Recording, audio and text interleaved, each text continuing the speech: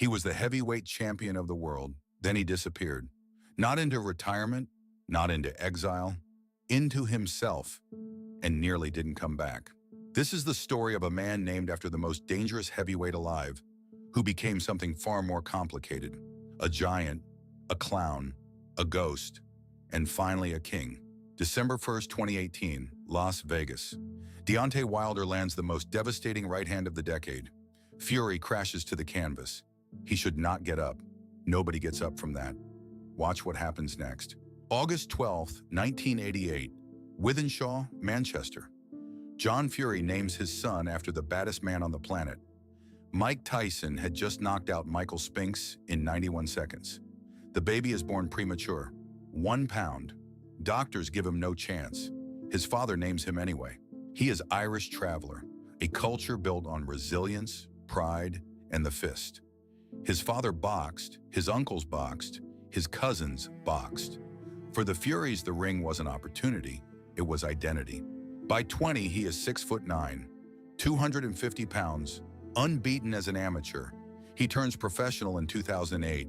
He does not lose. He does not slow down. He does not stop talking, and he never will.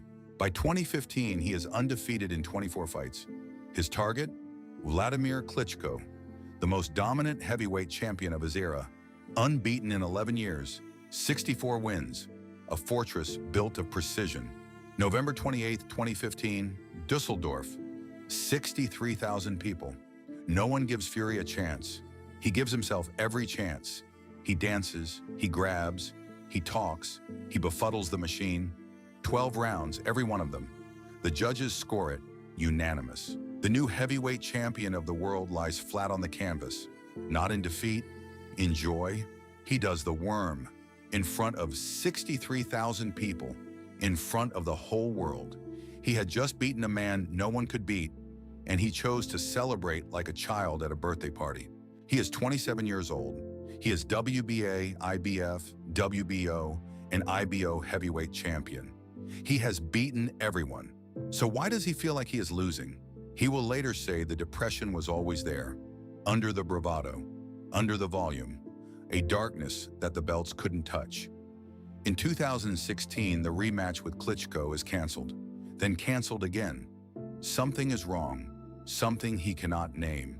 He begins drinking. He begins using cocaine. He eats without limit. The man who stood 6'9" and 250 pounds of controlled power balloons to 400 pounds. He stops training. He stops answering calls. He closes the curtains and stays in bed. He drives his Ferrari at 190 miles per hour toward a bridge. He later says he intended to go through it. He tells the story himself, openly, publicly, because he wants men to know it can happen to anyone, even giants, especially giants. The sanctioning bodies do not wait. The IBF strips him in October 2016. The WBA follows. The WBO follows. He is no longer champion of anything except his own suffering. The belts he worked 24 years to earn, gone in a matter of weeks. Then the UKIT investigation, a failed test for nandrolone. He blames contaminated wild boar meat. The explanation sounds absurd, but the investigation eventually closes with no further action. The damage to his reputation, however, is already done. 2 years of darkness. Then something shifts. He begins to run. 1 mile, then 5, then 10. He finds a trainer who believes in him, Ben Davison. He begins to resemble, slowly, the man he was, the man he could become. June 2018, he returns. Safer Seferi. The crowd go mad simply seeing him walk to the ring. 4 months later, Francesco Pianeta. He is not yet the man he was, but he is moving. He is building. He is becoming. December 1st, 2018. The Staples Center. Deontay Wilder, the Bronze Bomber. 40 wins. 40 knockouts. The most frightening puncher on earth. This fight should not be close. It is extraordinary. Round 12. Wilder lands a right hand, then a left hook. Fury goes down hard, both hands and both feet off the canvas. The referee waves it off before he reaches 8. Then Fury's eyes open. Then his arms move. Then, impossibly, he rises. The judges score it a split draw. Most who watch believe Fury won, But the result does not matter as much as what happened in round 12.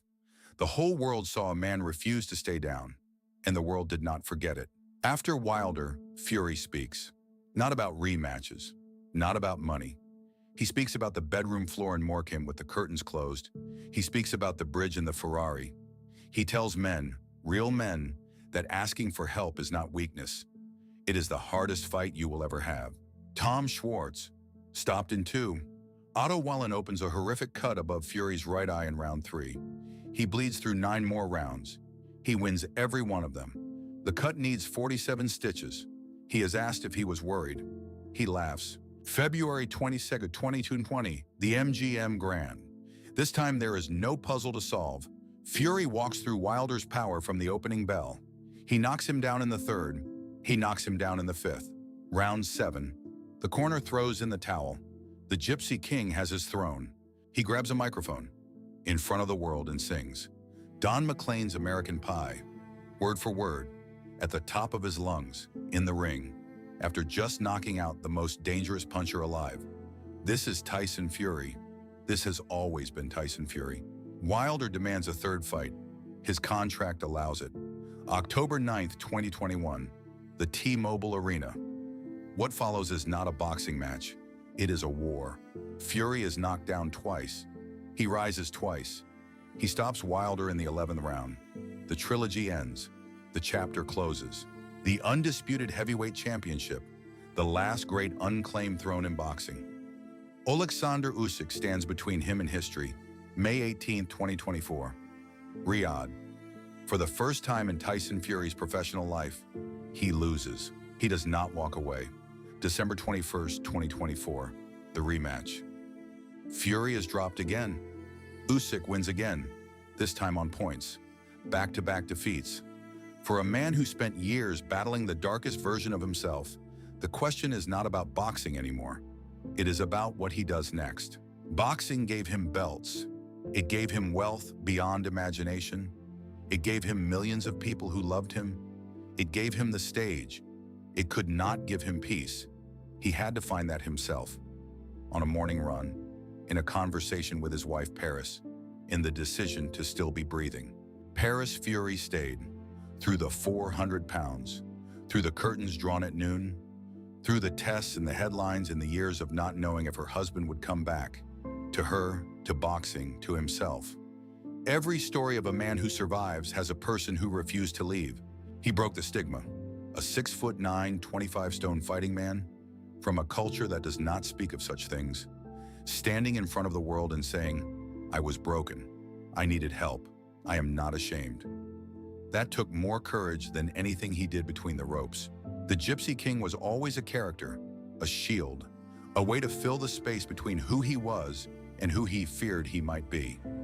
The man underneath was Tyson Fury from Wythenshawe, premature, fighting from his first breath, still fighting, still here. The 10 count is the end, the official acknowledgement that a man cannot continue. But in the traveler tradition, a bell also tolls 10 times to honor the fallen. Tyson Fury has heard that bell. He has chosen, every time, not to let it be for him. Tyson Fury, born 1 pound, champion of the world, lost everything, chose to live, won it all again.